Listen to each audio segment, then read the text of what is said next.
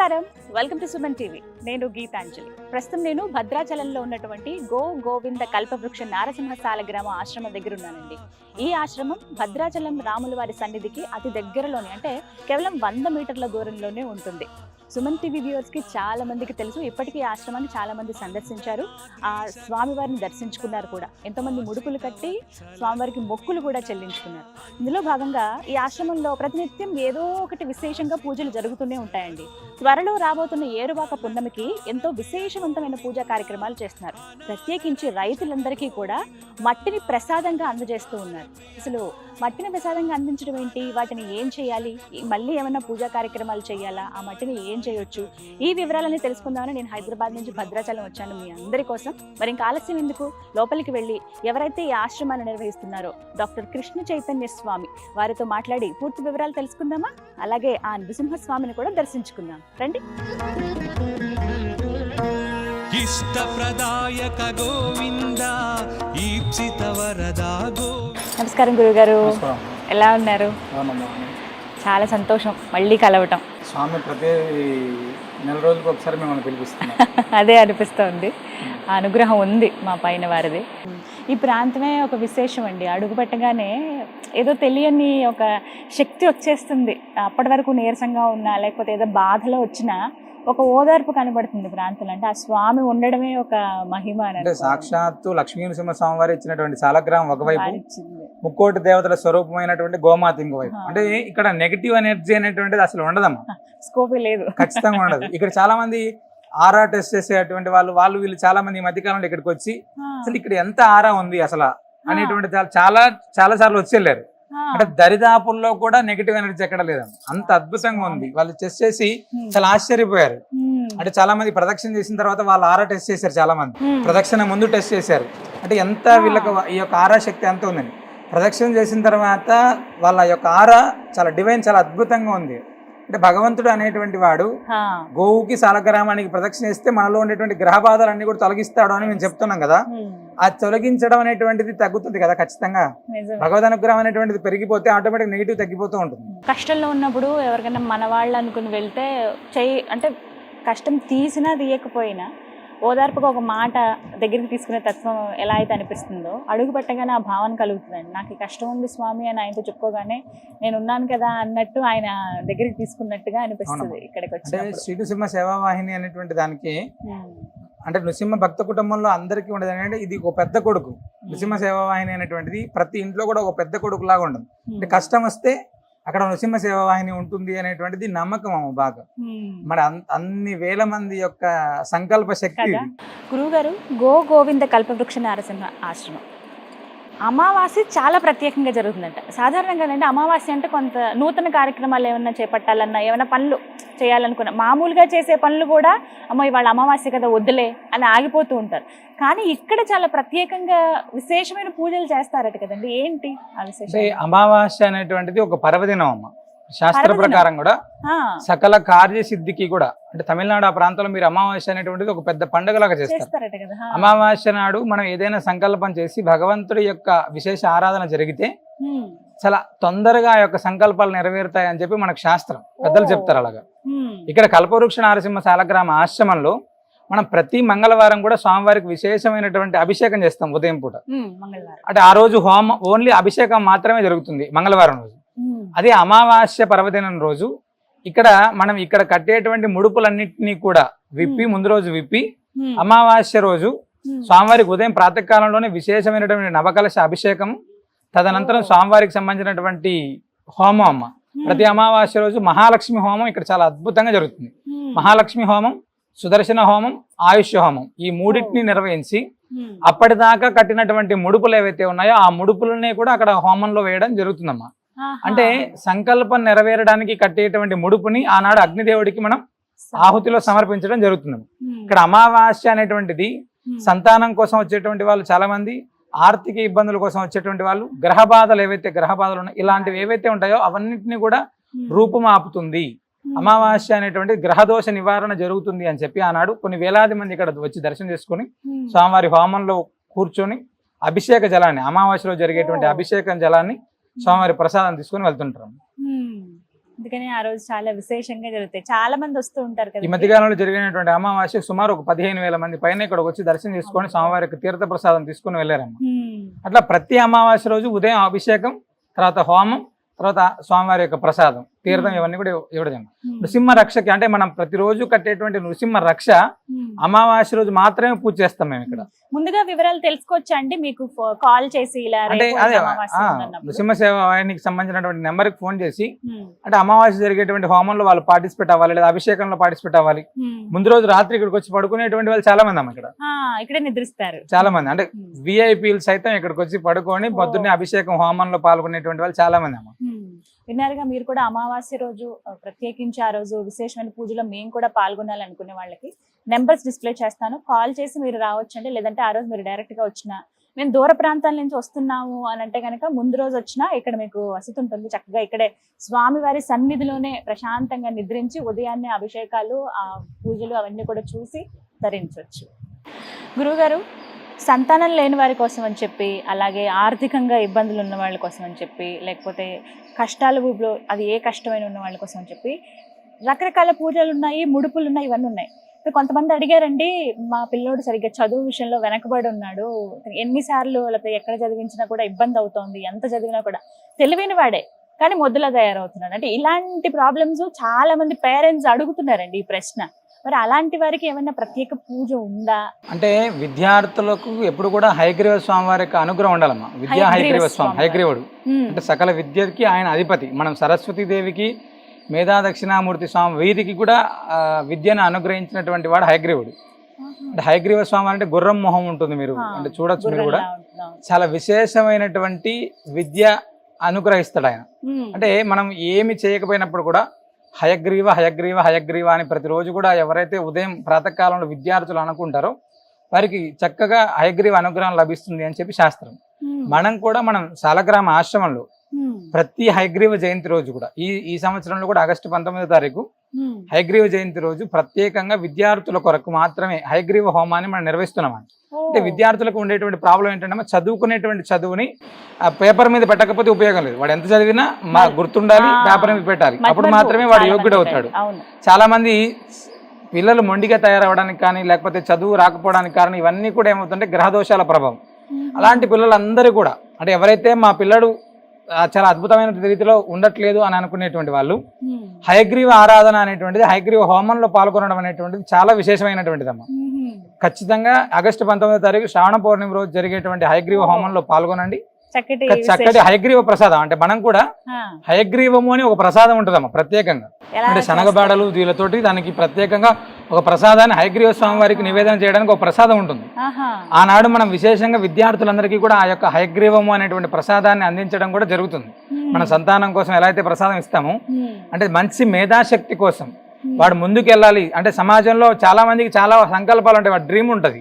వాడు ఎంత డ్రీమ్ ఉన్నప్పటికీ కూడా వాడు చేరుకోవాలంటే ముందు ఇక్కడి నుంచి ముందు అడుగు పడితేనే ఇవన్నీ కూడా ఉపయోగం. అలాంటి విద్యార్థులందరి కోసం కూడా ప్రత్యేకంగా హయగ్రీవ ప్రసాదం, హయగ్రీవ రక్ష ఇవన్నీ కూడా మనం ఈ యొక్క హయగ్రీవ జయంతి రోజు ఇవ్వడం జరుగుతుంది. మీరు అడిగారు కదా, వాళ్ళందరికీ కూడా మేము చెప్పేది ఏంటంటే తప్పకుండా ఆనాడు ఇక్కడ స్వామివారి సన్నిధిలో జరిగేటువంటి హోమంలో పాల్గొనండి.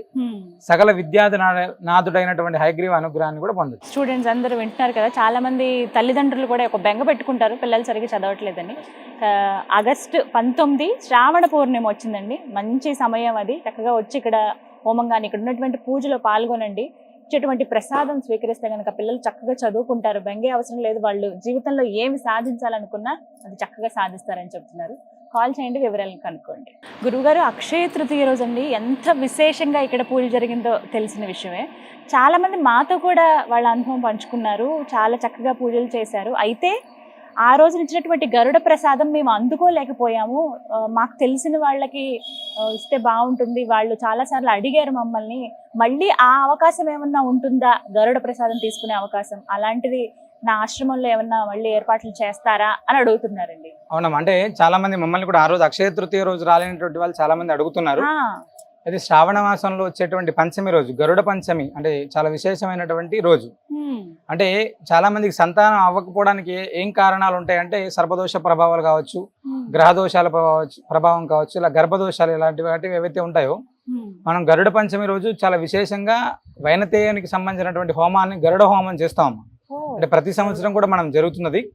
ఈ సంవత్సరం కూడా ఆగస్టు 9వ తారీఖు గరుడ పంచమి సందర్భంగా విశేషమైనటువంటి వైనతేయ హోమం, అదేవిధంగా గరుడ ప్రసాదం ఎవరైతే వస్తారో సంతానం లేనటువంటి వాళ్ళకు ప్రత్యేకంగా ఇక్కడ వాళ్ళకు కూర్చోబెట్టి ఆ సంతానానికి సంబంధించినటువంటి ప్రసాదాన్ని కూడా అందించడం జరుగుతుంది. అక్షయ తృతీయ రోజు ఎవరైతే మిస్ అయ్యారో వాళ్ళందరికీ కూడా ఈ యొక్క గరుడ పంచమి రోజు ఖచ్చితంగా ఈ యొక్క ప్రసాదాన్ని, సంతానం కోసం విశేషమైనటువంటి ప్రసాదాన్ని అందించేటువంటి ప్రయత్నం చేస్తున్నాము. ఆ రోజున ఇస్తారు, పర్వాలేదు. అంటే అప్పుడు ఒకవేళ మిస్ అయిపోయారని అనుకుంటే ఖచ్చితంగా రావచ్చు ఆ రోజున. మరి ఆ రోజు ఎప్పుడండి, డేట్ ఎప్పుడు? ఆగస్టు 9వ తారీఖు అమ్మా. అంటే శ్రావణ మాసంలో శుద్ధ పంచమి రోజు ఆగస్టు 9వ తారీఖు చాలా విశేషమైనటువంటి హోమం, ప్రసాదం అన్ని కూడా ఉంటాయి. ఆగస్టు 9 గరుడ పంచమి, శ్రావణ మాసం. చక్కగా రండి. ఎవరైతే అక్షయ తృతీయ రోజు మేము మిస్ అయిపోయాం, ఆ రోజు మేము రాలేకపోయాం అనుకున్నారో వాళ్ళకి మరొక మంచి అవకాశం అండి, స్వామివారి అనుగ్రహాన్ని పొందేటువంటి ఆ అవకాశాన్ని ఎవరు మిస్ చేసుకోవద్దని కోరుకుంటున్నాను. డీటెయిల్స్ కోసం స్క్రీన్ మీద నెంబర్ ప్రొవైడ్ చేస్తాను, అలాగే అడ్రస్ కూడా ఇస్తాను, మీరు ఒకసారి విజిట్ చేయండి. గురుగారు, కల్పవృక్ష సాలగ్రామం ఆశ్రమం అని అనగానే అందరికీ గుర్తొచ్చేది ముడుపులండి.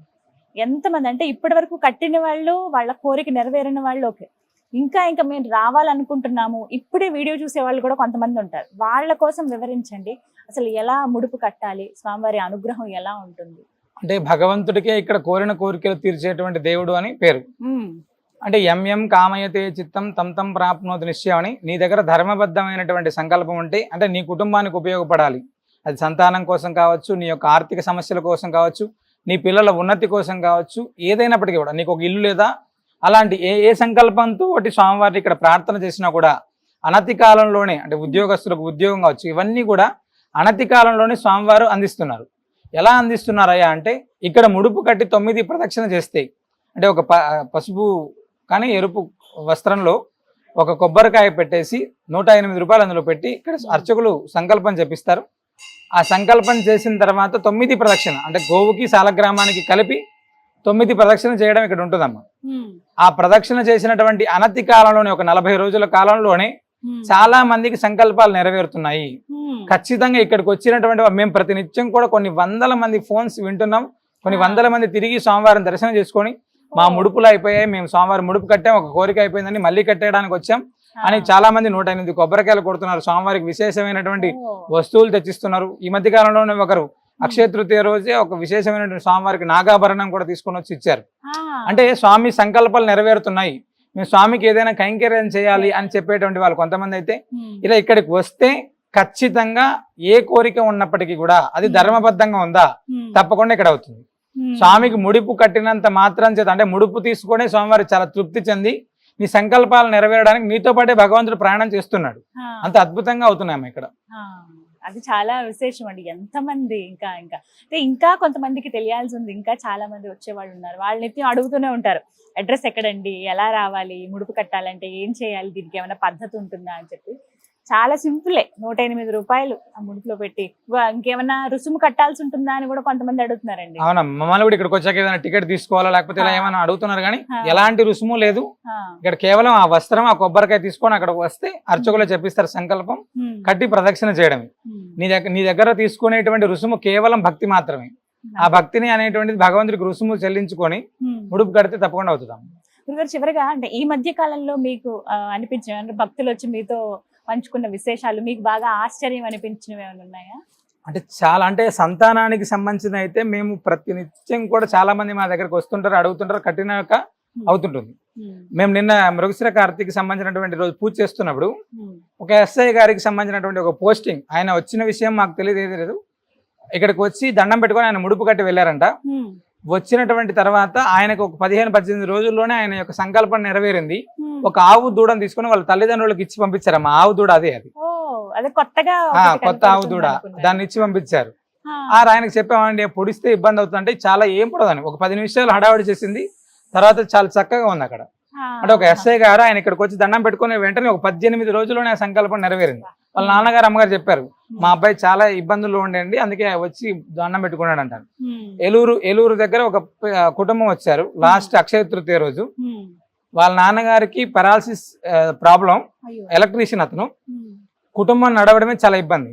అమ్మాయికి పెళ్లి చేయాలి అని అమ్మాయి ఏదో ఉద్యోగం చేస్తుంటే మాన్పించి ఇంటికి తీసుకొని వచ్చారు పెళ్లి చేయడం కోసం. తర్వాత అతనికి ఈ పెరాలసిస్ రావడం, తర్వాత ఆయన ఏ పని చేయలేకపోవడం, కొంచెం ఆర్థికంగా వాళ్ళు బాగా ఇబ్బందికరమైనటువంటి పరిస్థితులు. ఆ అమ్మాయి తర్వాత ఉద్యోగానికి వెళ్ళాలి అని ఎన్ని ప్రయత్నం చేసినా కూడా తిరిగి ఇప్పుడు ప్రస్తుతం వాస్తవంగా బయట ఉద్యోగాలు రావడం అంటే చాలా కష్టంగా ఉందమ్మా. అలాంటి పరిస్థితుల్లో ఇక్కడికి వచ్చి అమ్మాయి అక్షయ తృతీయ ముందు రోజు రాత్రి ఇక్కడ నిద్ర చేశారు, స్వామికి సంకల్పం చేసుకుని ముడుపు కట్టుకుని హోమంలో అయిపోయారు. కరెక్ట్ గా 9 రోజులకు అమ్మాయి ఉద్యోగం వచ్చింది. నేను ఏదో ఒక ఊరికి వెళ్తుంటే అమ్మాయి మధ్యాహ్నం ఫోన్ చేసి, అన్నయ్య నాకు జాబ్ వచ్చింది, ఫస్ట్ నాన్నకి చెప్పాను, మళ్ళీ మీకే చేస్తున్నాను అని చెప్పి చేశారు. అలాగా చాలా మంది అంటే ఇక్కడికి వచ్చి వెళ్ళిన తర్వాత వాళ్ళ కుటుంబాల్లో మార్పులు వచ్చినటువంటి వాళ్ళు చాలా మంది, వీసాలు రాక ఇక్కడికి వచ్చి వెళ్ళినటువంటి వాళ్ళు చాలా మంది అమ్మ.